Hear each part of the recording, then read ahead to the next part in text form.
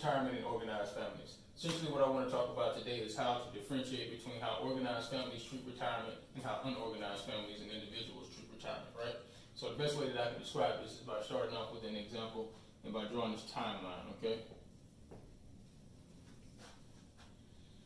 Okay, now this timeline will have a few milestones. One is at 18, another at 22, another way down here at 65, and then another at a questionable age is when the person dies. Okay, so between the ages of 18 and 22, this person may be in college.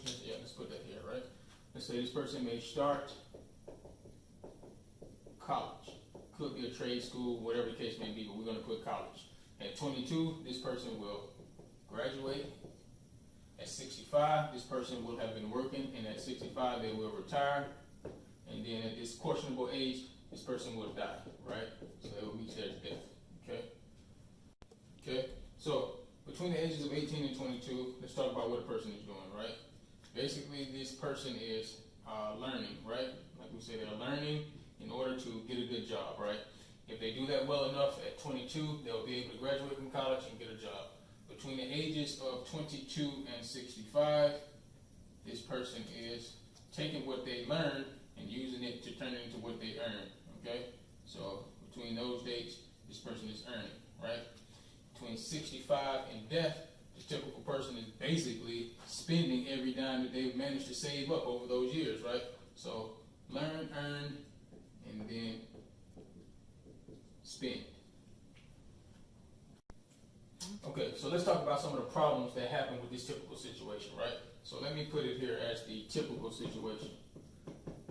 Typical situation, what happens here? First and foremost, this is pretty standard here. Between 22 and 65, people are going to earn. Of course, people are going to earn, but the difference situation here, what varies is people are going to spend varying amounts, and they're going to save and invest varying amounts, right? Now, typical person, their spending is high and their savings is low. Sometimes you hear people talking about like a 10% number, which that's really pretty mediocre, but this is a number that they toss out often as like a rule of thumb. Like people are saving 10% of their income, which really isn't that good, but that's what they tell people to do a lot of times. And that's the advice a lot of people are taking and doing, if they even save 10%, to be honest. Some of them don't even do that. But long story short, during these prime years for earning, most of these people are earning money, but their spending is so high that they're hardly saving anything and investing anything. And what they are saving and investing is basically money that they're putting in their retirement account so that they can be there when they retire. It's not really saving and investing for the purpose of building wealth in any real serious fashion. It's just really saving for retirement, right? Okay? So after 40 or so years of doing that, they get to this age of 65, 67, whatever the case may be, because even this retirement age is going up, but we're going to stick at 65 here, right?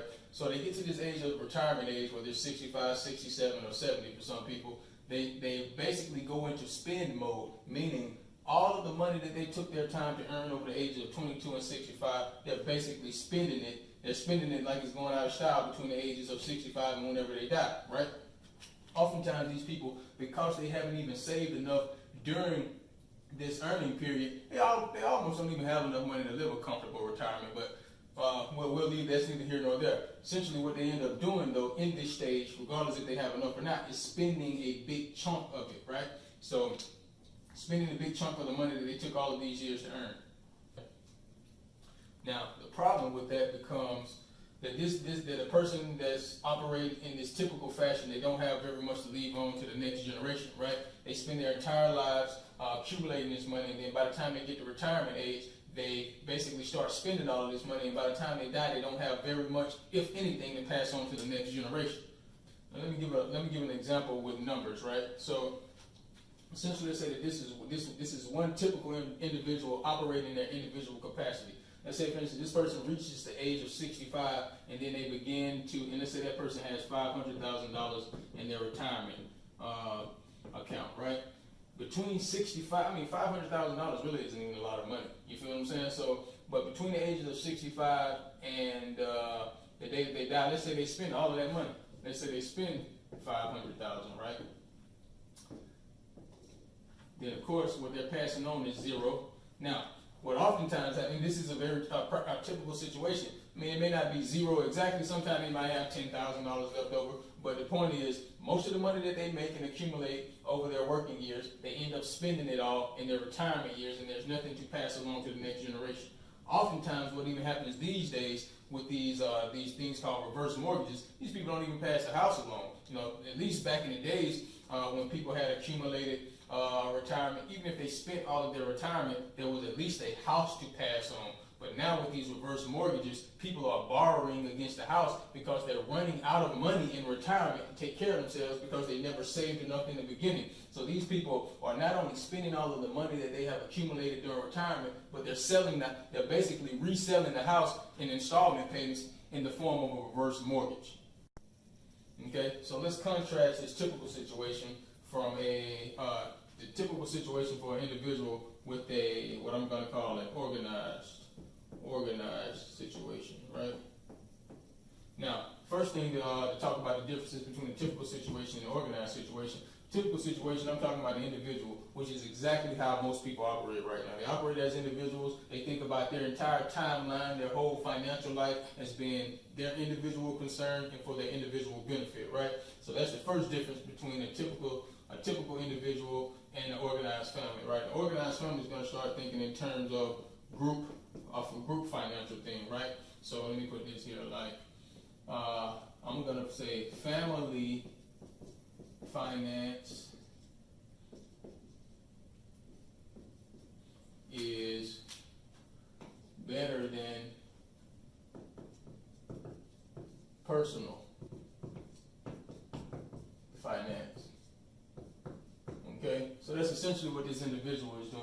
They're concerned with personal finance, and personal finance is only going to take you so many places. If the organized family is not thinking about personal finance, they are thinking about personal finance, but only within the context of the group. So each one of these individuals has to be concerned with their personal finance, but the personal finance of each individual is only a piece of the puzzle when you're talking about the family as a whole, entire finance, right?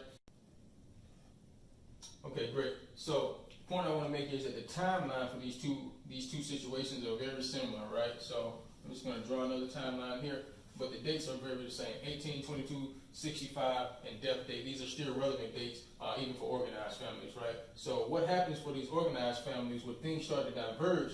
Like 18 and 22 is still the same thing. People are learning, right? People are learning in order to get a better job. Between 22 and 65 is where the situation starts to diverge, right?